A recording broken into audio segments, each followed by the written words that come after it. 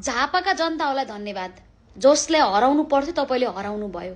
अनि यो महेश बस्नेतलाई हराउनेहरूलाई पनि धन्यवाद, तपाईँहरूले पनि जसलाई हराउनु पर्ने थियो हराउनु भयो हैन। अब यहाँ कस्तो भयो भने बालेन्साको टाउको देखाएर बाँकी अरूले पनि जितिरहेको छ क्या, जो जित्नै नपर्नेहरूले पनि जितेका छन्। यस्तो भयो कि रासपाबाट कुनै रेपिस्ट उठेको भए पनि जित्थ्यो जस्तो सिचुएसन क्रिएट भयो क्या यहाँ त हैन। त्यो राजु पाण्डेले जित्न जरुरी थियो? त्यो राजु पाण्डे भन्दा त कति धेरै गुणाले त कुलमान घिसिङ राम्रो छन् त हैन। हर्क साम्पाङले जित्नु पर्ने हो, रेणु दाहालले जित्नु पर्ने हो।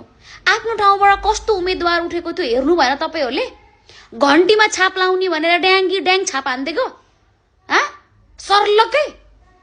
आफ्नो ठाउँबाट को उठेछ कस्तो उठेछ मैले कोलाई दिने भन्ने कुरा लेखाजोखा नगरेको तिमीहरुको यही पाराले तिमीले हेर्न तिमीले पछि दुःख पाउँछस्। जसले हराउनु पर्थ्यो त हरायो, ठीक छ त के गरे? जित्नै नपर्ने मान्छेले नि जित्या छ के रासपाबाट। चोरहरुले पनि जित्या, चोरहरुले पनि। लु